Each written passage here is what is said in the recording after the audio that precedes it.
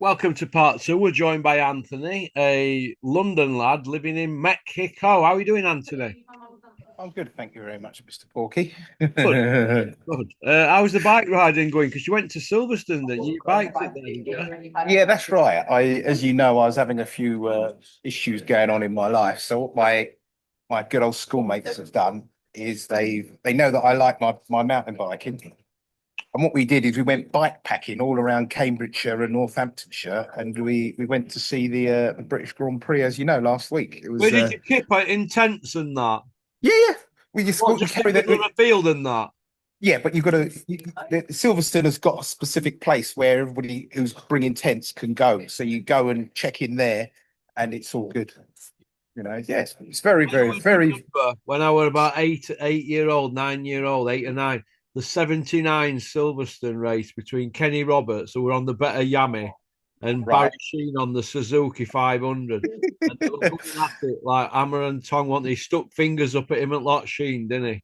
That's right. Barry Sheen's a very interesting man, isn't he? Like Those were the days. They're not professional sportsmen like you have now. he You went would over never to Yamaha as well, didn't he? Sheen at one point, didn't he? correct. And not only that, the he married that girl, didn't he? From the was Definitely. it the old Spice advert? Was it Yeah, that one he married? Yeah, definitely. yeah. That's right. And the things that those guys would get up to, you would never get away with that They now. were With, superstars, weren't you? James Hunt and Barry Sheen back then, weren't they? Kevin course, Keegan and that. course they were. You know, that's an era of sports that will never be repeated now. Now you've got all the nonsense and the noise, and everybody's got a say on social media, and it's and that's why you see what you see we've got in boxing, Porky, because Well, it's to crept in, me, hasn't it? yeah, what you see the promoters have done is that they've diluted and bastardized the sport to suit the noise and the nonsense that social media and everything that gives. I mean, do you remember when what did Hills do? He had um he had Billy Joe Saunders on the undercard of what's his name, isn't he? Jake Jake Paul Paul. type, wasn't it? Yeah. Surely that's sacrilege, isn't it? What are you doing? Well, what So you people are forgetting is, right, do you know when they tune into Talksport and you see Jug Ears Oliver? He was the first guy who brought it over. He got involved with Sky Sports and that Joe Weller fight. Do you remember? And he correct, yeah. paid his son £250,000. Now you forget that, don't you, Juggies? To be fair, he did admit it last year on Talksport, only because social media pressured him into it. So he wanted to have his cake and eat it, didn't it, Juggies? Yeah. And it's sad because you know and I know through the 80s, as you know, my quintessential middleweight king is Marvin Hagler. You just don't get the standout superstars that have been built from the ground up, like those guys who sought all the biggest and best super fights. You just don't get that anymore because it's all about likes on a social media. It's all about this. It's all about that. You can't have a loss and this and it's just unbelievable. And because it dilutes the sport, you then sort of say, well, what is boxing today? Is it entertainment with a bit of blood? Or is it the sweet science that you have to learn from a blue collar way up? You've even now in the heavyweight division, we've even got white collar boxers mixing it with on fringe world class level now, isn't have we? With what's his name? The Norwich boy. Can't remember his name. There's What Norwich boy? not Norwich. The guy just the one who just beat Justice Hooney. What's his name? Oh, Fabio Wardley, the Ipswich kid. Correct. Nice kid, Yeah, him. very nice kid, but in a different era, would he exist? Would he exist in the 90s in the heavyweight division? No. Would he exist in the 80s? No. Would he exist in the 70s? Hell no. So what you find is that boxing has been diluted, and maybe it has competition from other sports, like MMA and things like that. But my view is that it's been diluted so much. We're having the Jake Pauls, and we're having the stupid fights, and we're having the rematches, that people like Usyk's got to beat every British fighter twice before they allow him to say, yeah, he won. It's Same with Joshua, though, wasn't it? Yep. Joshua was always protected because, again, Eddie Hills he's a businessman, isn't he? He's there for the money. And in my opinion, when that money dries up, he'll be gone. Right? And what he's done is he's seen a potential asset. He's got him nice and bulked up, and he's protected him. Ever since the Klitschko fight, Joshua has been a very, very protected entity, right? And they have had it off. They have milked it and milked it and milked it until the banana skin came in Andy Ruiz, isn't it? You remember, Anthony, after the Povetkin fight, which was a bit of a dodgy fight for him for 3 rounds, wasn't it, Joshua? Correct. And Povetkin was when spent he got then. in the ring at the end with his microphone and said, "The UK's where it's at," and he was bouncing his hand on his heart and that on his chest. Do you remember? Yeah. And he fought Ruiz after in New York. And somebody in Ruiz's shape should, if Joshua was a very, very skilled boxer with decent whiskers, someone in Ruiz's shape who likes his tacos too much shouldn't have a chance. Yeah. And the fact that Joshua jumped in after he'd knocked him down shows how protected he was. Because the one thing about Andy Ruiz is, even though he hasn't got the discipline to be a very, very top heavyweight, he can fight. And what happened is Joshua got a bit excited, jumped in and got clipped. And the old problem with the whiskers, which everybody knows, came back to haunt him and bite him very, very badly. And ever since then, to me, he's been a busted flush. He's been scared to pull the trigger unless he knows absolutely nothing's coming back. Yeah, I agree. The Fury Netflix second series, that puts him out of action for this year. Apparently, it's in the contract, but I don't believe what I'm told anyway, really, by any of them behind the scenes. Everything's adjustable, isn't it? But so that's him wrote off at rest of this year. And he's saying, according to the Gad on TalkSport, he's going to have a tune-up. Why would Fury need a tune-up? Yeah, it's what Fury's doing is what he's always doing. He's milking the casual audience and the Fury fanboys for every penny that they've got. And he brilliantly did it by having the Wilder fight. He accepted the Wilder fight, and the Wilder Fury was cherry picking gone wrong. Right? They all thought that Fury was out of shape, too many demons, and they didn't realize that what's fundamentally correct about Andy Ruiz is that he can fight. Tyson Fury can also fight. I don't think he's an elite fighter, but he can fight. And what has happened is, ever since the Deontay Wilder fights, you have seen that Tyson Fury has built his career on the back of making sure that everybody thinks that Deontay Wilder's a roadman killer, which he was not. He's a very limited boxer with zero movement and has got one tool, which is a right hand. Yeah, put him in against Usyk and he'll be absolutely flattened, because Usyk will immediately take away that right hand from him and decide what he wants to do and when he wants to end it. Yeah. Right? And it shows you the level of fury, the fact that he's being caught with it, because I guarantee you, Wilder never gets to land that on somebody as classy as Usyk. Never. It's not going to happen. No, I agree with you, mate. I agree with you. Anthony Yard against Benavidez. What do you think to that? I laughed out loud with that, Forky, because, not being funny, but the word Muppet is overused sometimes. And I use that to describe his manager, Tunde Ajayi. What has he done with Anthony Yard? Right? It's just an outrage that Yard goes from fighting Deliveroo drivers to killers then back down to Deliveroo drivers, then to killers again, then Deliveroo. There's no rhyme or reason to how to build a fighter and give them that purple patch where they're in back to back to back, very decent fights with the big paydays. I just can't believe that he's going from trash opposition to somebody like Benavides, who I think boxes his ears off easily. Yeah. Yeah, I think he does. Why is it the front wheel relay? You think he'll get lit up? Yeah, I do. The problem I've got with Yard is that he's never been given those interim fights to build his skills and to build his resistance in a firefight. Right?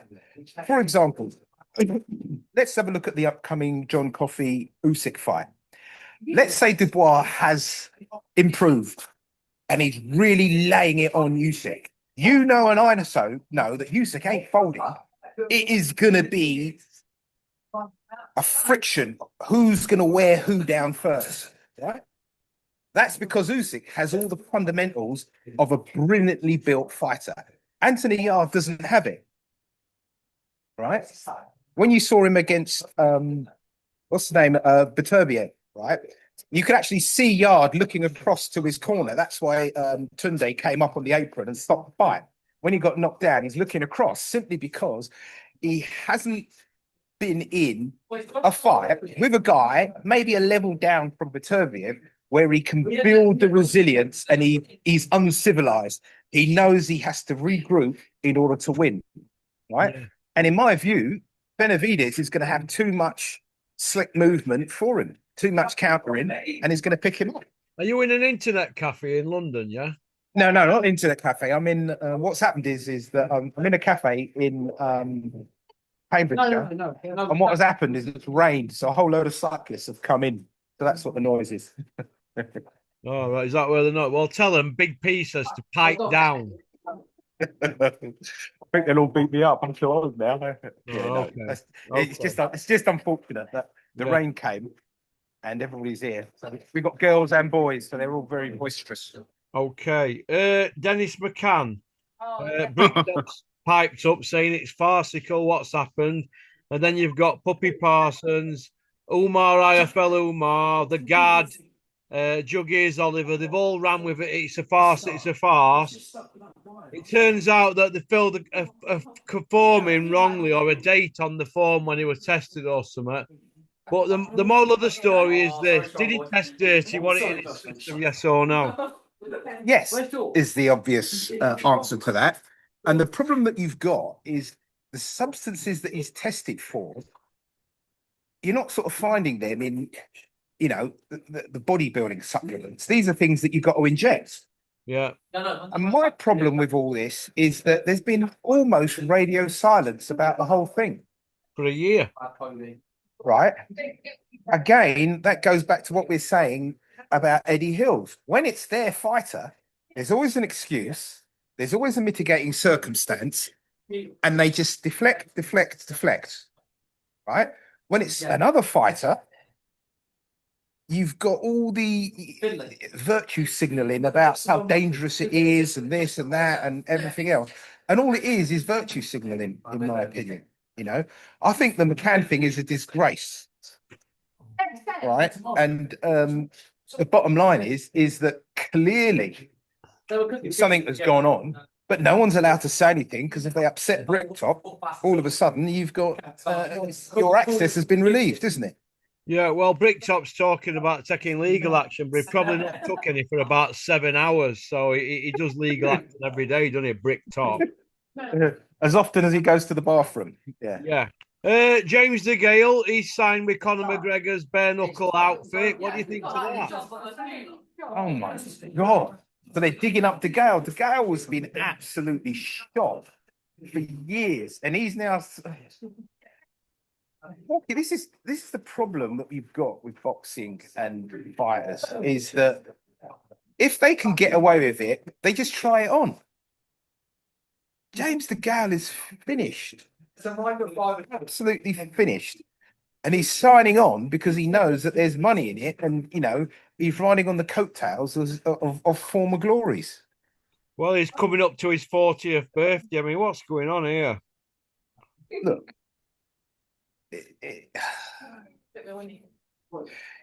you and I are in the same camp when it comes to the despair that we have.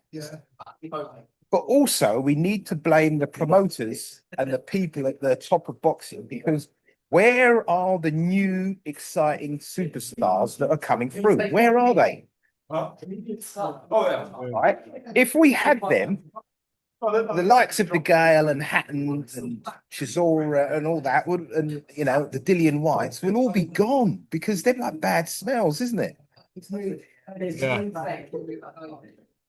Like, that's shocking. The Gale. it's That's absolutely shocking that he's doing that. Well, it's up to him, innit? But yeah, it is shocking, mate. I'm surprised myself, like, they're going to do that.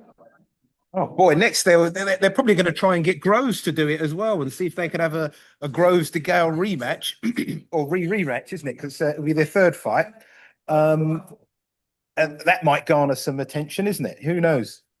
Well, we're going to see, aren't we? We're going to see, but it is what it is. What do you think to Ricky Patton coming back?